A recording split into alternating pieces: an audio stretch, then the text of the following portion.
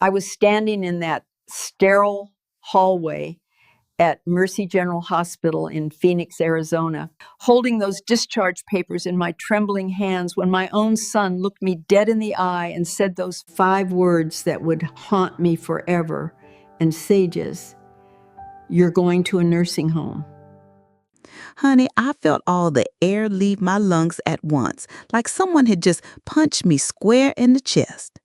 Here I was, Dorothy Mae Henderson, 72 years old, recovering from a minor hip surgery, and my own flesh and blood was throwing me away like yesterday's garbage. Let me tell you something, sweetie. I didn't raise my voice, didn't cause a scene right there in that hospital corridor with nurses walking by. Instead, I let out the longest breath you ever heard and said real quiet like, Michael, we need to talk about this at home first. But honey, the way his wife Jennifer was standing behind him with that satisfied little smirk on her face, I knew right then and there that this decision had already been made without me. Y'all, I could barely whisper those words out loud because my voice was starting to crack like old paint. You see, I've been living in my own house in Scottsdale for 43 years. The same house where Michael learned to ride his bicycle, where we celebrated every Christmas morning, where his daddy and I built our whole life together before he passed 5 years ago. That house wasn't just 4 walls and a roof. It was every memory I had left of the man I loved for 38 years. But apparently, my son and his wife had other plans for Mama's future. The ride home from the hospital was quieter than a funeral procession. Michael was driving my own car, the 2018 Honda Civic I'd bought with my teacher's pension, while I sat in the passenger seat like some kind of unwanted cargo. Jennifer kept turning around from the front seat, trying to make small talk about how nice the nursing facility looked online, how it had activities and professional care. Honey, every word coming out of her mouth felt like nails on the chalkboard. When we pulled into my driveway, I noticed something that made my heart sink even lower than it already was. There were boxes stacked on my front porch, my boxes, with my belongings already packed up like I was some kind of eviction case. Y'all, I had to stop and catch my breath before I could even process what I was seeing. My own family had been in my house while I was recovering from surgery, going through my things, deciding what was worth keeping and what wasn't. Before I tell you what happened next, and honey, this part is going to absolutely shock you. If you're loving this story, smash that subscribe button and hit the bell. You know I get so excited when I see y'all in the comments. Speaking of which, what state are you calling home right now? Drop it down below. And sweetie, tell me, have you ever had family make major decisions about your life without asking you first? Because your stories help me know I'm not alone in this crazy world. Now let me tell you what I discovered next, because what they had planned was about to backfire in the most beautiful way. Inside my own house, I could see they'd already started dismantling my life. The family photos were gone from the mantle, my recipe box was nowhere to be found, and honey, even my late husband's reading chair had been moved to the garage. Jennifer was bustling around like she owned the place, directing Michael on which furniture would work better in their house and which pieces should go at Goodwill. Honey, every word coming out of her mouth felt like nails on the chalkboard. I stood there in my own living room, still wearing that hospital gown under my robe, watching my son and daughter-in-law divide up my life like I was already dead and gone. That's when Michael cleared his throat and pulled out some papers from his briefcase, official-looking documents with legal letterhead that made my stomach drop to my toes. Mom, he said, not even looking me in the eye, we've already made the arrangements. Sunset Manor has an opening and Jennifer's researched all the best places. You'll be much safer there with professional care and people your own age to talk to.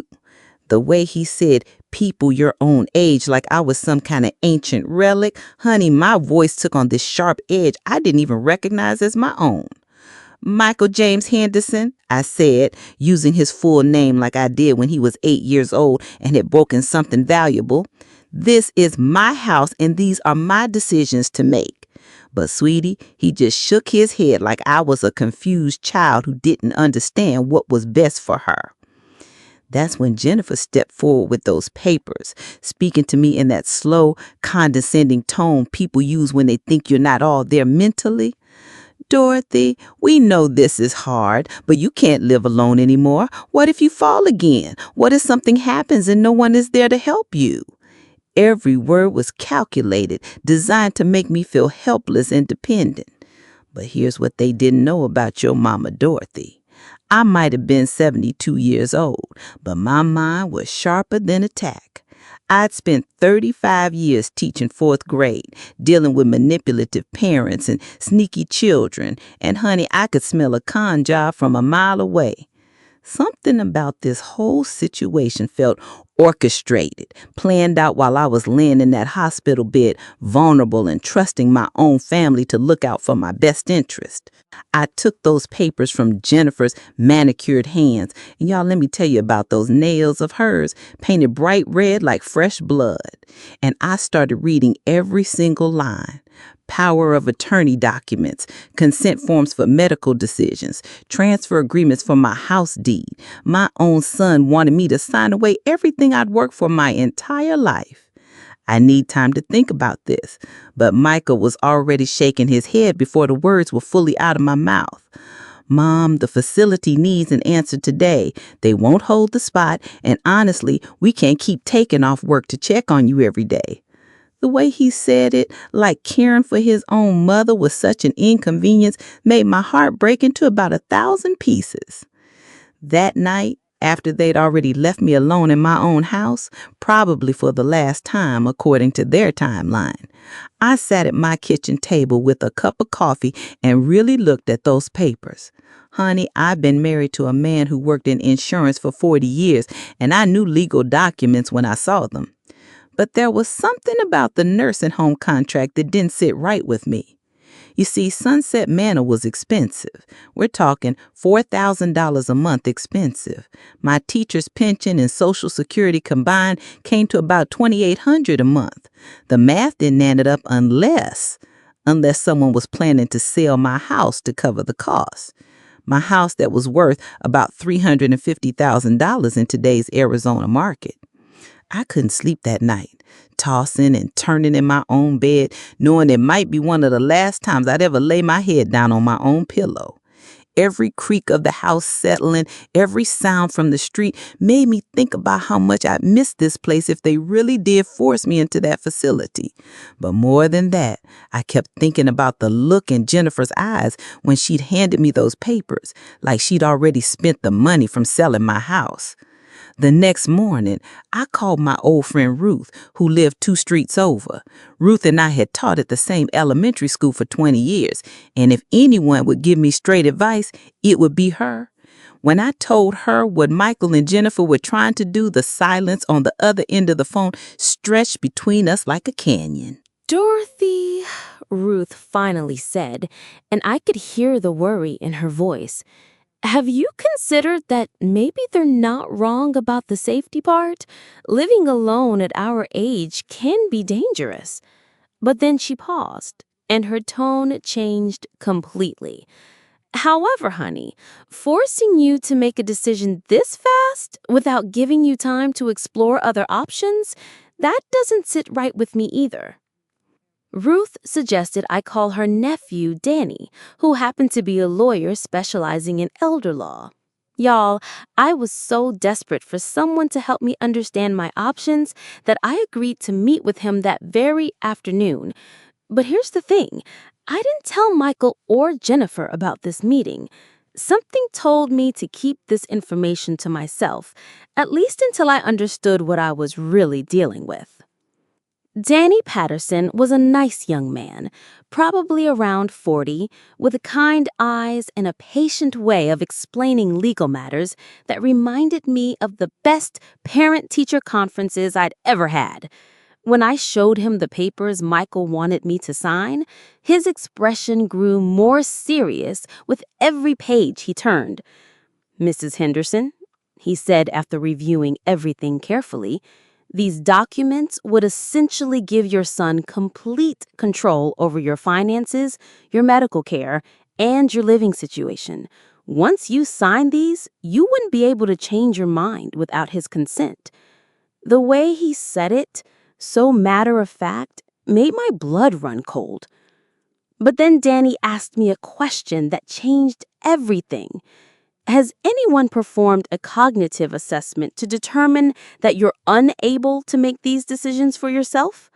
When I told him no, that I just had hip surgery and my mental faculties were perfectly fine, he leaned back in his chair and let out a long whistle.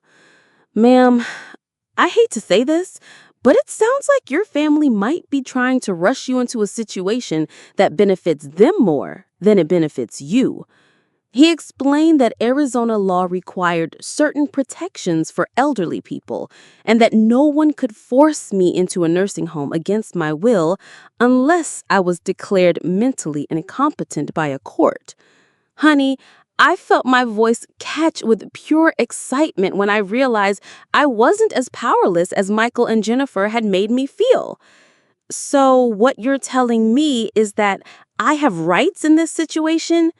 Danny nodded and smiled, pulling out a fresh legal pad to start taking notes about my case. We spent the next 2 hours going through my finances, my medical history, and my living situation. I told him about my daily routine, how I still drove to the grocery store twice a week, how I managed my medications, how I volunteered at the church library every Tuesday morning.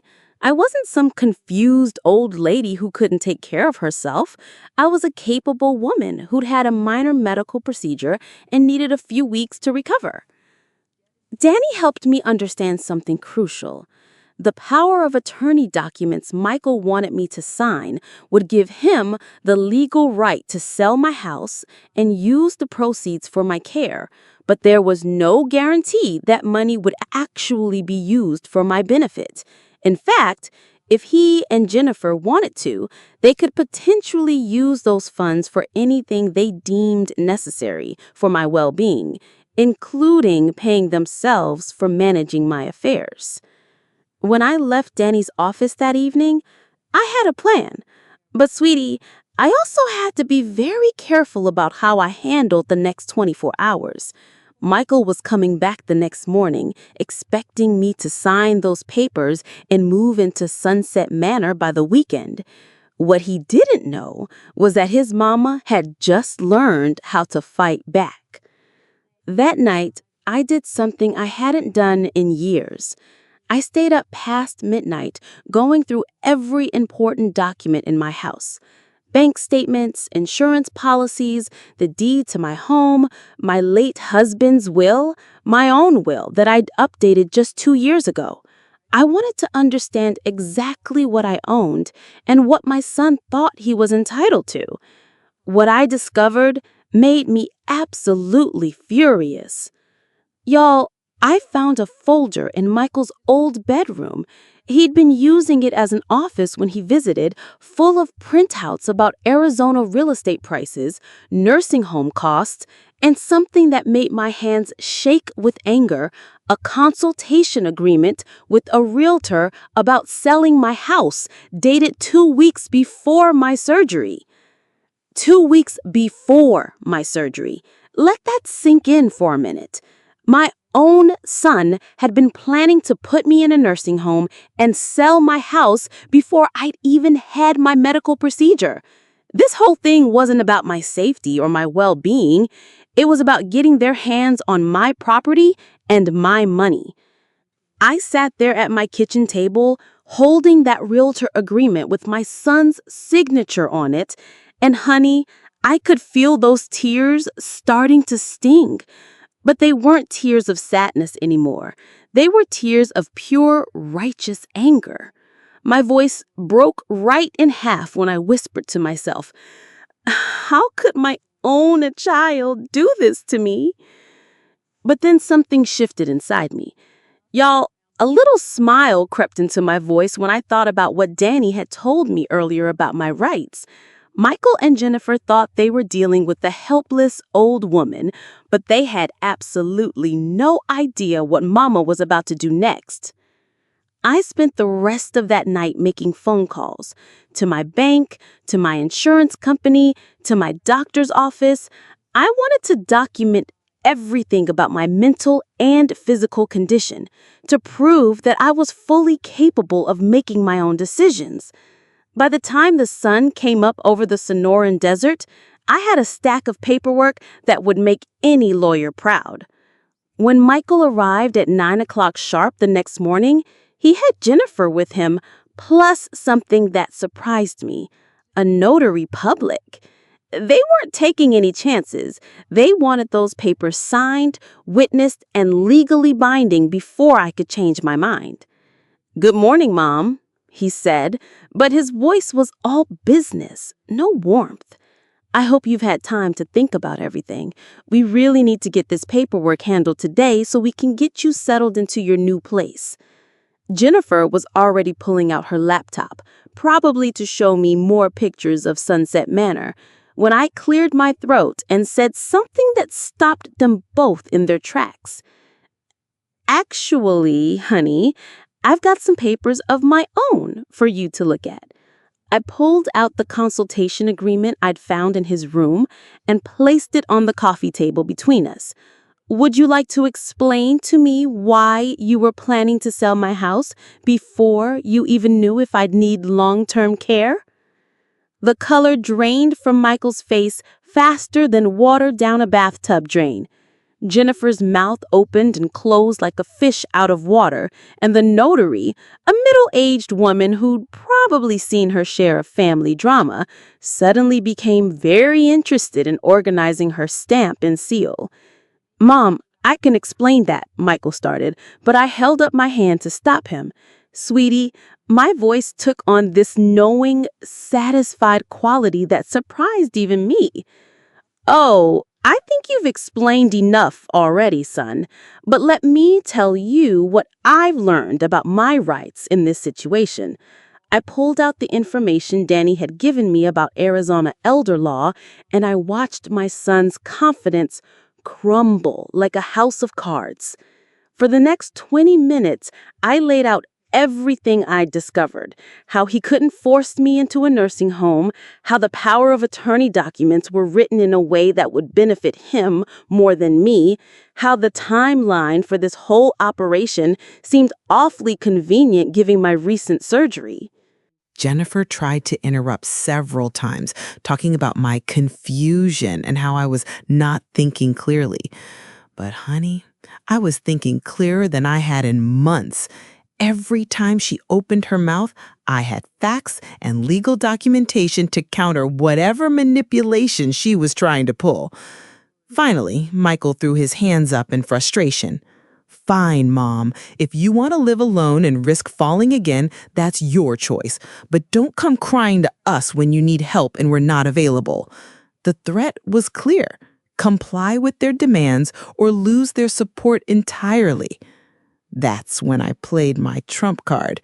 Y'all, you could hear the mischief just dancing in my voice when I said, "Oh, sweetheart, I won't be living alone much longer. In fact, I've already made some arrangements of my own." The confusion on their faces was absolutely priceless. They had no idea what I was talking about, but I could see the worry starting to creep into Jennifer's eyes. She wasn't used to situations where she wasn't in complete control. You see, I've been in touch with a home care agency. Starting Monday, I'll have a certified caregiver coming by 3 times a week to help with household tasks and make sure I'm managing my recovery properly. I'll also have a medical alert system installed, and I've arranged for grocery delivery twice a week. My doctor has cleared this plan. my insurance will cover most of the costs, and I'll be able to stay in my own home where I belong. The silence in that room was deafening. Michael and Jennifer had spent so much time planning how to control my life that they'd never considered I might have ideas of my own about how to handle my situation. But I wasn't done yet. Now, about this power of attorney business, I said, pulling out another set of papers. I've already updated my legal documents with an attorney who specializes in elder law. My new power of attorney will go to someone who has my best interests at heart, not someone who's already consulting with realtors about selling my house. Jennifer's face turned about 3 different shades of red, and she looked like she was about to explode. Dorothy, you're making a huge mistake. We're just trying to help you, and you're being stubborn and unreasonable. That's when I stood up. Slowly, because my hip was still tender, but with all the dignity I could muster, and looked my son straight in the eye. Michael, I raised you better than this. I sacrificed for 35 years as a teacher, making sure you had everything you needed, paying for your college education, supporting you when you started your own family. And this is how you repay me? By trying to steal my home and warehouse me in a facility so you can get your hands on my money? The words hung in the air like smoke from a fire. And honey, I could see the shame starting to creep across my son's features. The notary was packing up her supplies, clearly uncomfortable with the family drama unfolding in my living room. I think we should leave, Michael said quietly. But I wasn't finished with them yet. Yes, I think you should. But before you go, let me make something crystal clear. This is my house, these are my decisions, and my life. If you want to be part of my future, you'll treat me with the respect I deserve. If you want to keep treating me like I'm already dead and buried, then you can consider this the last conversation we'll ever have. Y'all, the sound of that front door closing behind them was like music to my ears. I stood at my living room window, watching them drive away in their fancy SUV, and I felt something I hadn't felt in weeks. Pride in myself for standing up to bullies, even when those bullies happen to be my own family. But the story doesn't end there, sweetie. Oh no, what happened next was even better than I could have imagined. Over the next few weeks, I settled into my new routine with Maria, the home care aide who came by on Mondays, Wednesdays, and Fridays. She was a lovely woman from Guatemala, probably around 50, who treated me like her own mother instead of like a burden to be managed. We'd grocery shop together, and she'd help me with the heavier housework while we chatted about our families and our lives. Maria had been working in home care for 15 years, and honey, the stories she told me about families fighting over elderly relatives' money would curl your hair. But she also told me about clients who thrived when they were allowed to age in their own homes with dignity and support. About a month after my confrontation with Michael and Jennifer, I got a phone call that surprised me. It was from Ruth, my old teaching friend, and she sounded excited about something. Dorothy, you'll never guess who I ran into at the grocery store yesterday. She said, and honey, she looked like she'd been sucking on lemons for a week. Apparently, Jennifer had been complaining to anyone who would listen about how ungrateful I was being, how I was making poor decisions and being manipulated by outsiders. But here's the beautiful part. Nobody was buying her story. My neighbors, my church friends, the people who'd known me for decades all saw right through her manipulation. In fact, word had gotten around the community about what Michael and Jennifer had tried to do to me. And let me tell you, the court of public opinion was not on their side. At the grocery store, at church, at the senior center where I'd started attending their Tuesday afternoon book club, people were going out of their way to check on me and make sure I was doing okay. Mrs. Patterson from down the street started bringing me fresh vegetables from her garden. The couple next door, who I'd barely spoken to before, began including me in their evening walks around the neighborhood. My whole support system had grown stronger because people were disgusted by how my own family had tried to treat me. But the real satisfaction came about 2 months later when I got a certified letter in the mail. It was from Michael's lawyer, not Danny, who was helping me, but some fancy attorney from downtown Phoenix. The letter was basically a threat, claiming I was mentally compromised and that they were considering legal action to have me declared incompetent. Honey, I couldn't stop laughing when I read that letter. You should have seen me at my kitchen table, actually giggling like a schoolgirl, because I knew something they didn't know yet. Remember how I've been documenting everything with my doctor, my bank, and various other professionals? I called Danny immediately and read him the letter over the phone. His response was everything I'd hoped for and more. "Mrs. Henderson," he said, and I could hear the satisfaction in his voice, "I think it's time we filed a counterclaim. What your son is attempting could be considered elder abuse under Arizona law. The fact that he tried to coerce you into signing over your assets while you were recovering from surgery, combined with his pre-planning to sell your house, establishes a clear pattern of financial exploitation." Y'all, I felt like I was floating on air. Not only could I defend myself against their threats, but I could actually take legal action against them for what they tried to do to me. The next few months were a whirlwind of depositions, court hearings, and legal paperwork.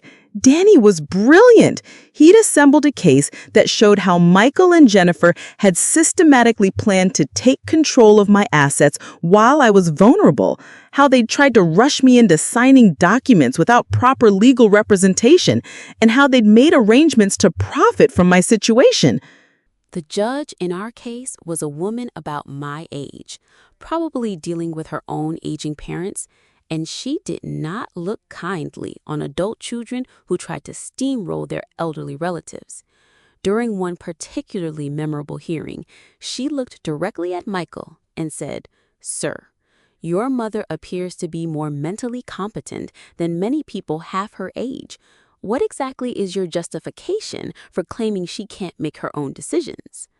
Michael's lawyer tried to argue that my living alone was inherently dangerous, but the judge wasn't having it, especially when Danny presented evidence of my daily activities, my community involvement, and the professional care plan I'd put in place to ensure my safety and well-being. But here's where the story gets really good, sweetie. During the discovery process, we found out that Michael and Jennifer had already been counting on the money from selling my house. They'd made a down payment on a bigger house in Scottsdale, taken out loans based on their expected inheritance, and even started shopping for expensive furniture to fill their new place. When the judge ruled in my favor, not only dismissing their competency claim, but also awarding me damages for emotional distress and legal fees, their whole financial house of cards came tumbling down.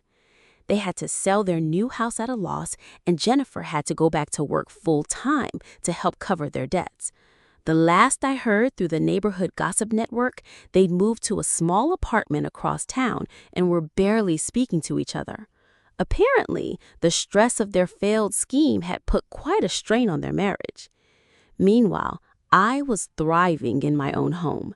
Maria and I had become genuine friends, and she'd introduced me to her extended family, who often included me in their weekend barbecues and celebrations.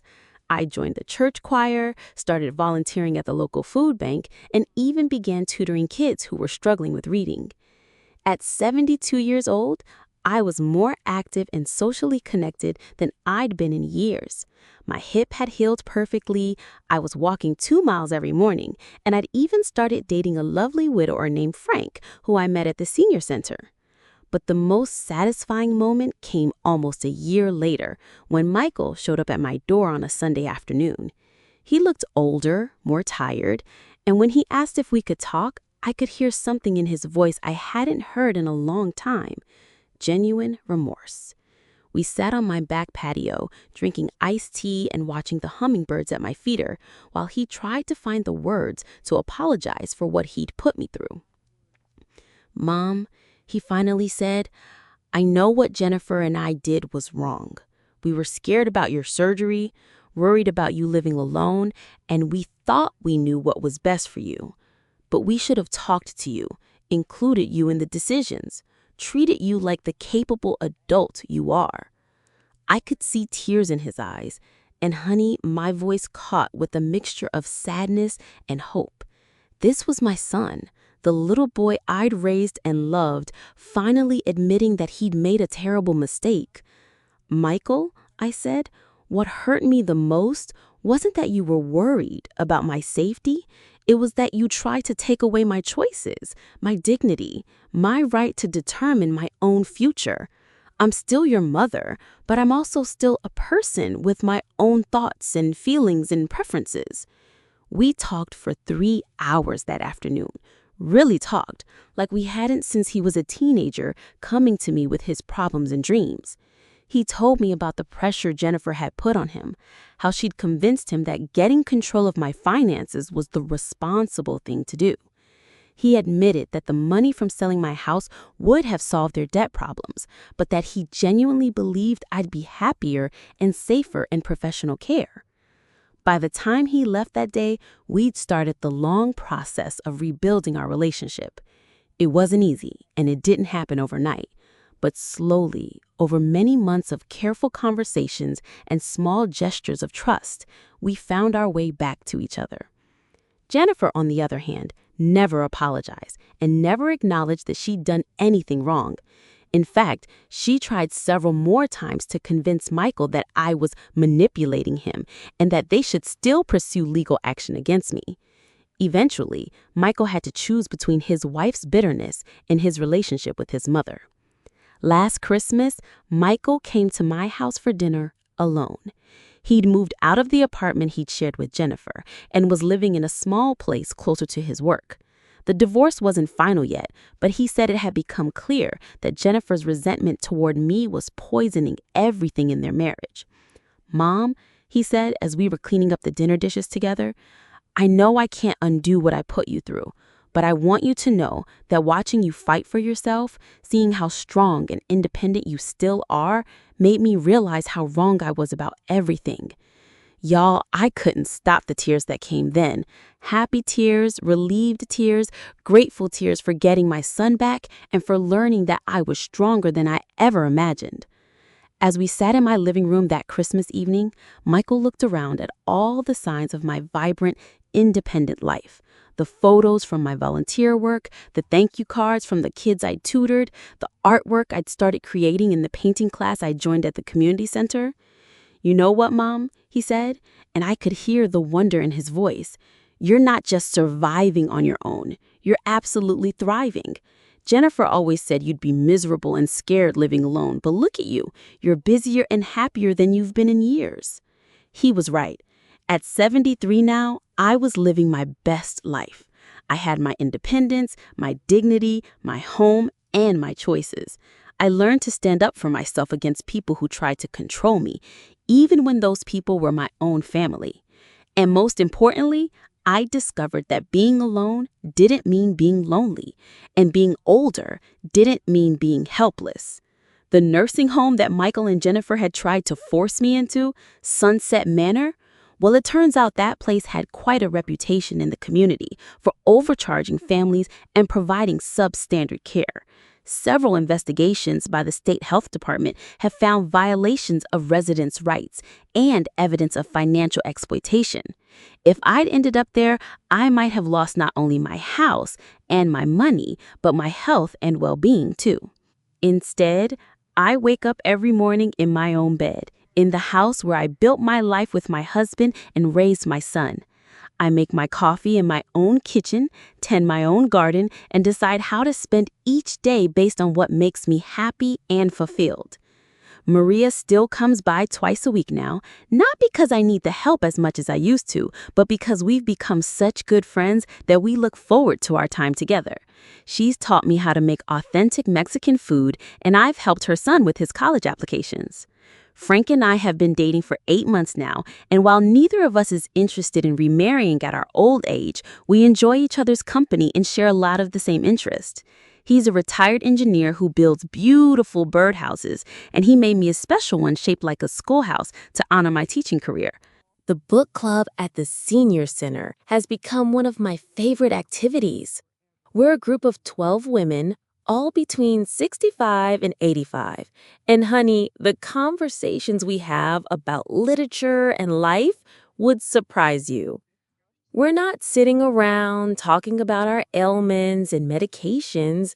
We're debating philosophy, discussing current events, and challenging each other's perspectives on everything from politics to relationships. I volunteer at the food bank every Thursday morning, helping to sort donations and pack bags for families in need. Some of those families include single mothers working multiple jobs, elderly people living on fixed incomes, and immigrants like Maria's family who are working hard to build better lives for their children. Being able to help them reminds me every week that I have so much to be grateful for. The tutoring program at the elementary school has been incredibly rewarding too. I work with third and fourth graders who are struggling with reading, and watching their faces light up when they finally understand a concept or successfully read a challenging passage brings back all the joy I felt during my teaching career. But perhaps the most unexpected development in my new life has been the art classes. I'd never considered myself creative, but the community center offered a painting workshop for seniors, and I decided to try it on a whim. Turns out, I have a real talent for watercolor landscapes, and I've already sold 3 paintings at the local craft fair. My house has become a gathering place for friends and neighbors in a way it never was when I was worried about being a burden or when Michael and Jennifer were trying to control my social interactions. I host a monthly potluck dinner, and we often have 15 or 20 people crowded around my dining room table, sharing food and stories and laughter.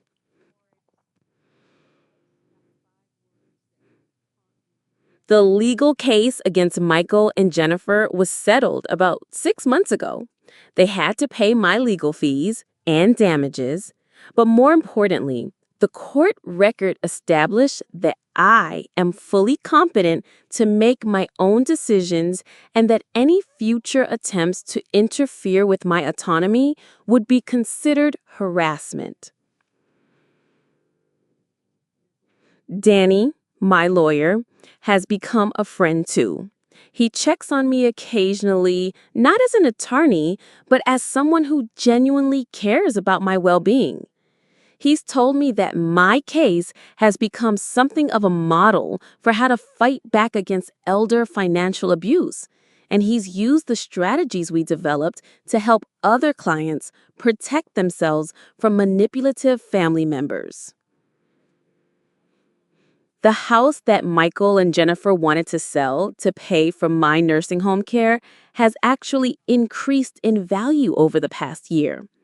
Arizona real estate continues to appreciate, and my little place in Scottsdale is now worth about $400,000. But more than its monetary value, this house represents my independence, my history, and my right to make my own choices about how and where I want to live. I've updated my will to reflect my current wishes, and I've made sure that everything is clearly documented so that no one can challenge my decisions after I'm gone. Some of my assets will go to Michael, because despite everything that happened, he's still my son, and I still love him. But I've also designated significant portions of my estate to the organizations that have enriched my life: the community center, the food bank, the elementary school's reading program, and a scholarship fund for kids like Maria's son who need help paying for college. Most importantly, I've included detailed instructions about my end-of-life care preferences. When the time comes that I truly can't care for myself anymore, I want to explore all possible options for aging in place with professional support. If nursing home care eventually becomes necessary, I want to be involved in choosing the facility and understanding the financial arrangements. No one will ever again be allowed to make those decisions for me without my full participation and consent.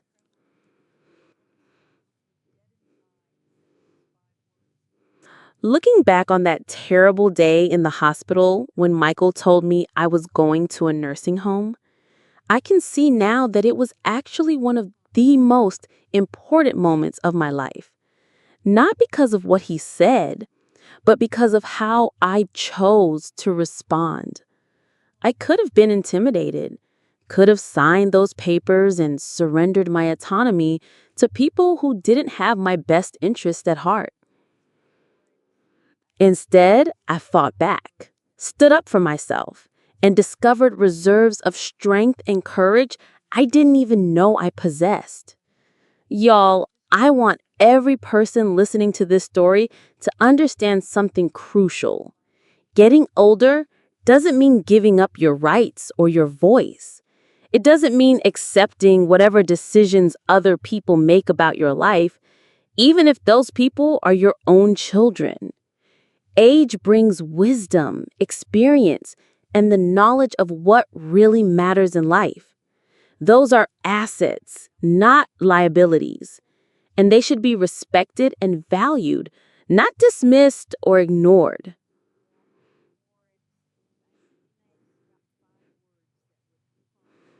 If you're facing a situation where family members are trying to control your life or make decisions about your future without including you, please know that you have options. There are lawyers who specialize in elder law, social workers who understand the resources available to help you age safely at home, and community organizations that can provide support and advocacy. You don't have to choose between independence and safety.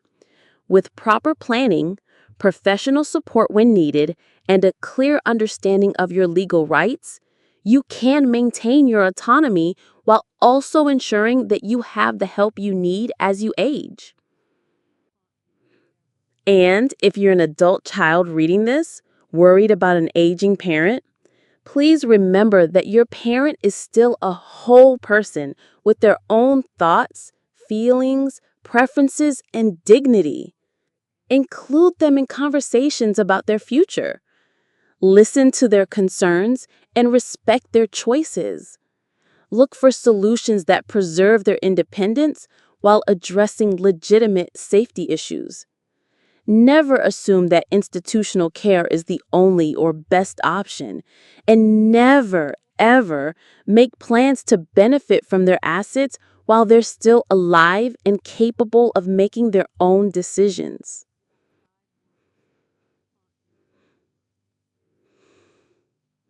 The relationship between Michael and me continues to heal, slowly but surely. He comes by for dinner every other Sunday now, and we're rebuilding the trust that was damaged by their betrayal. He's dating someone new, a teacher, actually, who reminds me a lot of myself at her age. She's kind, respectful, and treats me like a person rather than an obstacle to overcome.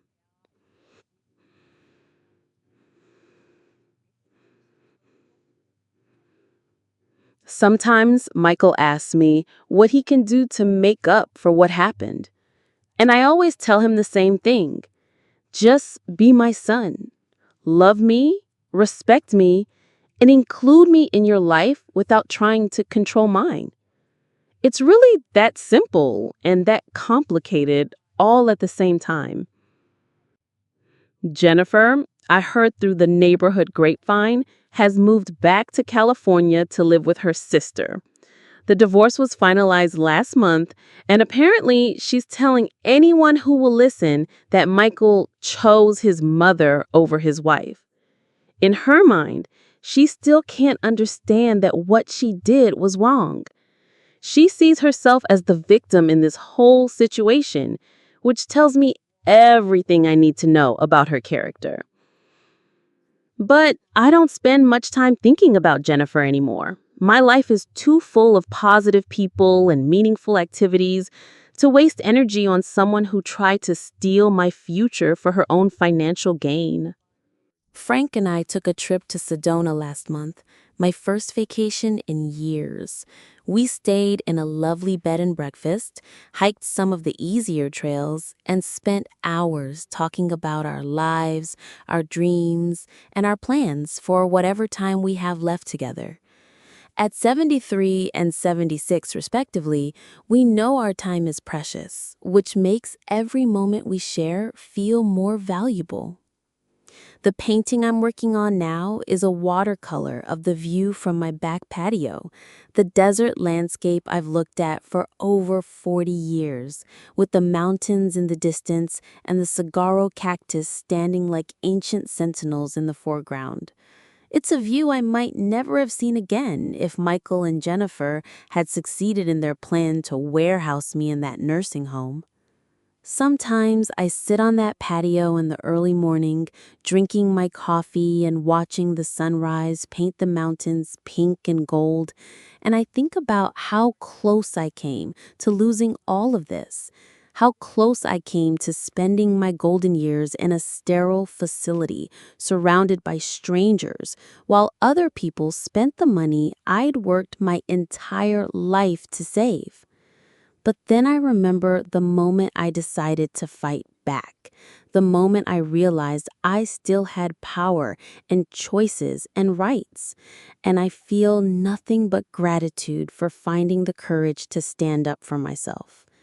That courage didn't just save my house and my money, it saved my dignity, my independence, and my joy in living.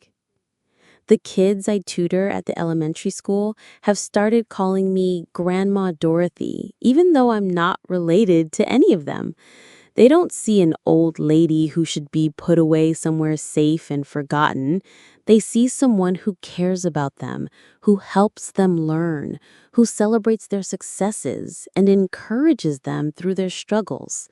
They see me as I really am, a person with something valuable to offer the world. Maria brought her granddaughter to meet me last week. Little Sophia is 7 years old, the same age I was when I first decided I wanted to be a teacher.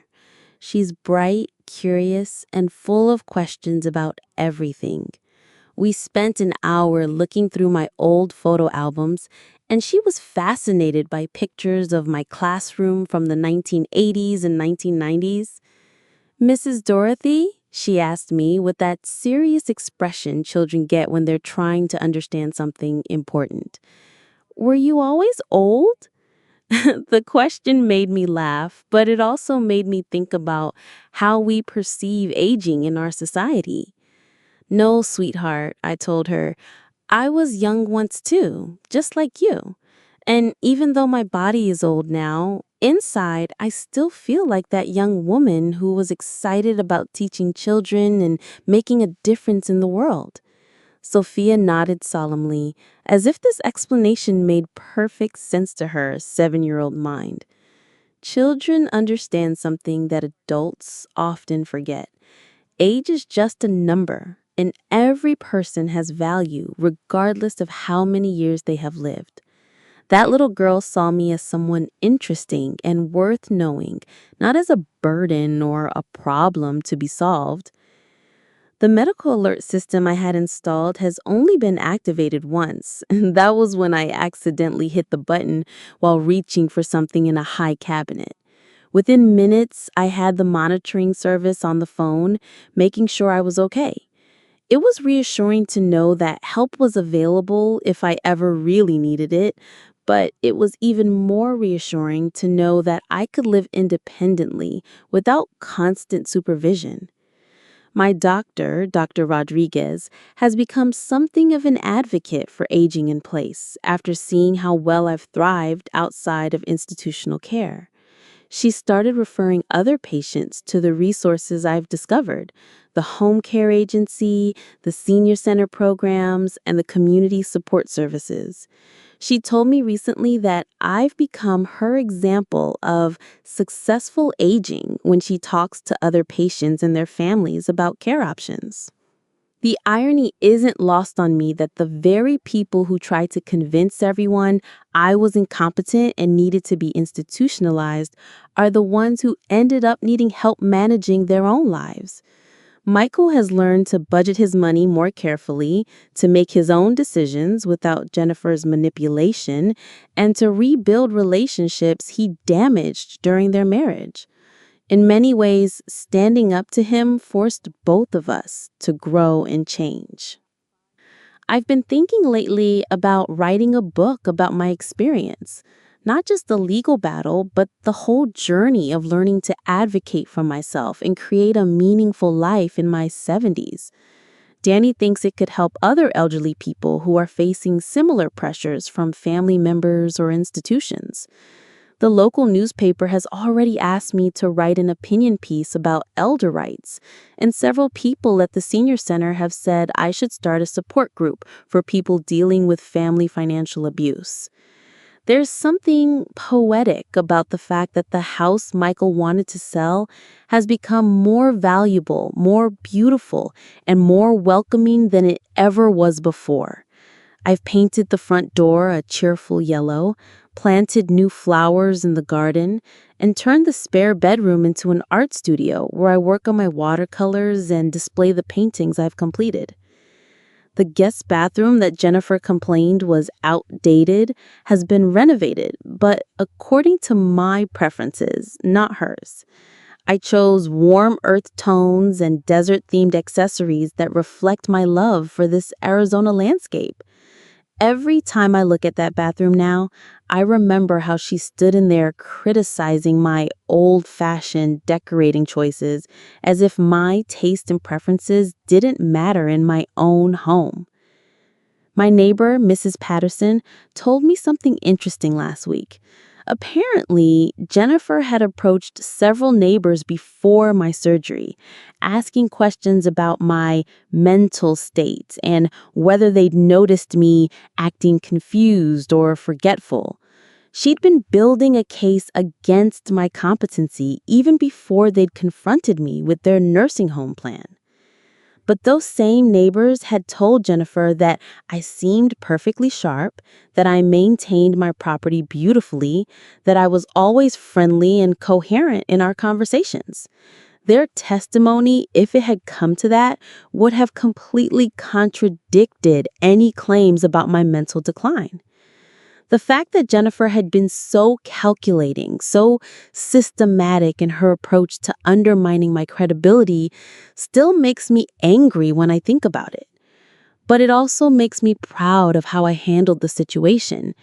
Instead of being intimidated by their tactics, I met their manipulation with facts, their threats with legal knowledge, and their disrespect with dignity. Spring came early to Arizona this year, and my desert garden is more beautiful than it's been in years. The Palo Verde trees are covered in bright yellow blooms, the prickly pear cacti are showing off their vibrant orange and pink flowers, and the hummingbirds are constantly visiting the feeders I've hung around the patio. Frank helped me install a new irrigation system that makes it easier to keep everything watered without having to drag heavy hoses around the yard. It's exactly the kind of practical modification that makes it possible for me to continue enjoying the activities I love while acknowledging that I might need to do some things differently than I did at 50 or 60. This is what intelligent aging looks like. Not denying that your body and energy levels change over time, but finding creative solutions that allow you to maintain your independence and pursue your interests.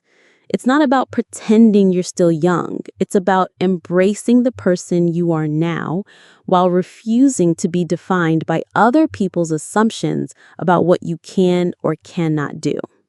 The scholarship fund I'm establishing in my husband's memory is almost fully endowed now.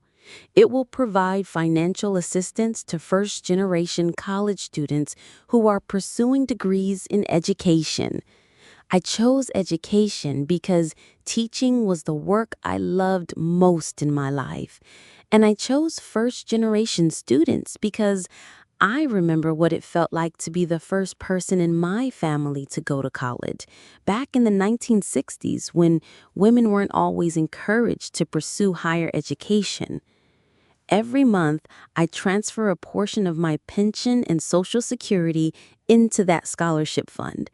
It's money that Michael and Jennifer thought they would inherit, money they'd already figured into their financial plans. Instead, it's going to help young people achieve their dreams of becoming teachers. I can't think of a better legacy than that. The final court documents from our case arrived last week. Seeing everything officially resolved with legal recognition that I am fully competent to make my own decisions felt like closing the book on that terrible chapter of my life. But more importantly, it felt like opening a new chapter filled with possibilities I'm still discovering. Y'all, I want to end this story by telling you that I'm not sharing all this to get sympathy or to vilify anyone. I'm sharing it because I want every person who hears this to know that you're never too old to fight for yourself, you're never too old to start over, and you're never too old to create a life that brings you joy and purpose. If I'd signed those papers that day in my living room, if I'd let fear and manipulation override my own judgment, I would have missed out on the most rewarding years of my life. I would have missed my friendship with Maria, my relationship with Frank, my art classes, my volunteer work, and most importantly, the deep satisfaction of knowing I stood up for myself when it mattered most. Michael stopped by yesterday afternoon, and we sat on the patio drinking lemonade and watching the sunset paint the sky in shades of orange and purple. He looked around at my thriving garden, at the easel set up in the corner where I work on my paintings, at the bird feeders attracting cardinals and doves, and he shook his head with what looked like wonder. "Mom," he said, "I owe you an apology I'll probably never finish making, but more than that, I owe you my respect for showing me what real strength looks like." His voice was soft, genuine, full of the love I'd remembered when he was small. "Honey," I told him, "the best apology you can give me is to never let anyone convince you that getting older means giving up your rights or your dreams. Promise me that when you're my age, you'll fight just as hard for your independence and dignity." He promised, and I believe he meant it. Sometimes the most important lessons we teach our children come not from our words, but from our actions, especially when those actions require courage we didn't know we possessed. As the stars began to appear in that vast Arizona sky, I felt profound gratitude for the journey that brought me to this moment. Sitting in my own home, surrounded by beauty I'd created and nurtured, secure in the knowledge that this life truly belongs to me. The document I signed that changed his future wasn't the one he and Jennifer had brought me that day. It was the restraining order, the counterclaim, and the legal papers that protected my right to choose my own destiny. And sweetie, let me tell you, at 73 years old, I'm just getting started.